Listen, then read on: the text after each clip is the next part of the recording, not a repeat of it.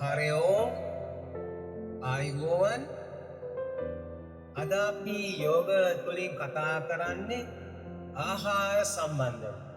කලින් අපි යෝග තුළින් වීඩියෝ එකක් කළා ආහාර ගැනීමට සුදුසු වේලාවන් පිළිබඳව. අද මේ වීඩියෝ එකෙන් කරන්නේ අපි ආහාර යෝග ක්‍රමයට අනුව ආහාර වර්ගීකරණය. ආහාර වර්ගීකරණය මුං ආකාරයකට යෝග ක්‍රමයට සිදු කරනවා. එනම් රජස් ආහාර, තමස් ආහාර සහ සාත්වික ආහාර කියලා ආහාර කොටස් තුනකට වෙන් කරනවා. රජස් ආහාර කියලා කියන්නේ රජස් ගුණය වැඩි කරන අධික මිරිස් දාපු තුනපහ අධිකව යොදාගත්ත බැදලා කරලා කරපු බාබිකියු වගේ කරපු දේවල්, ඒ වගේම රතු මස් ඒවා ගැනීමෙන් අපේ ශරීරයට අයහපතක් වෙනවා. රජස් ආහාර. ඊළඟට තමස් ආහාර, තමස් ගුණයෙන් යුක්ත ආහාර, තීව රසායනික කාරක යොදාගෙන කල් තබා ගන්න ආහාර ක්‍රම, විච්චකේ දාලා කල් තබා ගන්න ආහාර ක්‍රම, අධික ඉති සහිත ආහාර, තමස් ආහාර ලෙස යෝගයේ හඳුන්වනවා. ඒ වගේම සාත්වික ආහාර. සාත්වික ආහාර කියලා කියන්නේ නැවුම්, එළවලු, පළතුරු, ධාන්‍ය සහ කිරි වගේ ආහාර සාත්වික ආහාර කියලා අපි හඳුන්වනවා.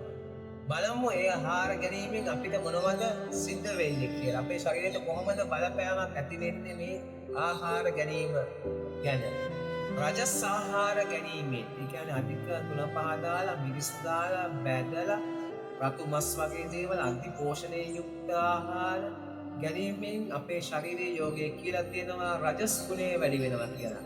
ඒ කියන්නේ වේගවත්භාවය, කෝපය, තරහව, නිින්ද නොයාම වගේ දේවල් ඇති වෙනවා. ඒ වගේම ලෙඩ රෝගත් ඇති කරනවා ඒ රජස් ආහාර තුළින්. ඒ වගේම තමස් ආහාර.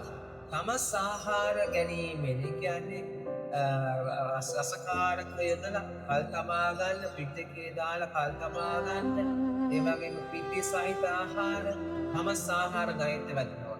ඒවෙන් බඩ පිරෙනවා, ඇඟ මහත් වෙනවා විතරයි වෙන්නේ. ඒවෙන් තියෙනවා තමස් ගුණය අපේ වැඩි වෙනවා. ඒ කියන්නේ නිදිමත ගතිය, අලසභාවය, වැඩ කරන්න හිතෙන්නේ නැහැ, වැඩකට යන්න හිතෙන්නේ නැහැ. ඒ වගේම උදාසීන, කම්මැලි ගති තමයි මේ තමස් ආහාර ගැනීමෙන් අපිට සිද්ධ වෙන්නේ. අපි බලමු සාත්වික ආහාර ගැනීමෙන් අපිට මොනවද ලැබෙන්නේ කියලා. සාත්වික ආහාර කියන්නේ නැවුම්, එළවලු, පළතුරු සහ කිරි, ධාන්‍ය වගේ දේවල් සාත්වික ආහාර ගණයට වැටෙනවා. සාත්වික ආහාර ගැනීමෙන් අපේ කායික මානසික සුවය ලැබෙනවා. මනස නිරෝගී වෙනවා, කය සුවපත් වෙනවා. ඒ වගේම හොඳට වැඩ කරන්න හොඳ උදාසීන භාවය නැති වෙලා හොඳ ක්‍රියාශීලී භාවයක් ඇති වෙනවා. නිදිමත ගතිය නැති වෙලා යනවා. හොඳ මතක ශක්තියක් ඇති වෙනවා. ලෙඩ රෝග වලට අතමනන්නේ නැහැ. ලෙඩ රෝග දුරු වෙලා යනවා ඒ ආහාර ගැනීම. අන්න ඒ වගේ තමයි යෝගයේ සඳහන් කරන්නේ ආහාර වර්ග තුන ගැනීම. ඊළඟට මේ ආහාරයක් මොනම ආහාරයක් ගැනීමේදීම අපේ මනස තරහෙන් ඉන්නවා නම්, නැත්නම් අපි තරහෙන් ඉන්නවා නම්, කෝපේ තියෙනවා නම්, වෛරය වගේ දේවල් හිතේ තියෙනවා නම්, එහෙම නැත්නම් අධික වේදනාවකින් ඉන්නවා නම්, මේ මොහොතේ ආහාර ගැනීමෙන් වැළකීලා ඉන්න කියලා යෝගී සඳහන් කරලා තියෙනවා. එතකොට ගන්න ආහාර ශරීරයට අහිතකර ලෙස බලපෑමක් ඇති වෙනවා. ඒක ශරීරය ලෙඩ කරනවා ඒ වගේ ගැනීමෙන්. හොඳ නැහැ. ඒ නිසා මේ තරහාවක්, දුකක්, කෝපයක්, වෛරයක් හිතේ තියෙනවා නම් ඒක නිමෙනකන් ඉඳලා, ඒක නිමුණට පස්සේ ආහාර ගැනීම සුදුසුයි කියලා යෝගී සඳහන් කරනවා. එහෙනම් අපි අලුත් වීඩියෝ එකකින් යලි හමු වෙමු. එහෙනම් ඔබට සුබ දවසක්.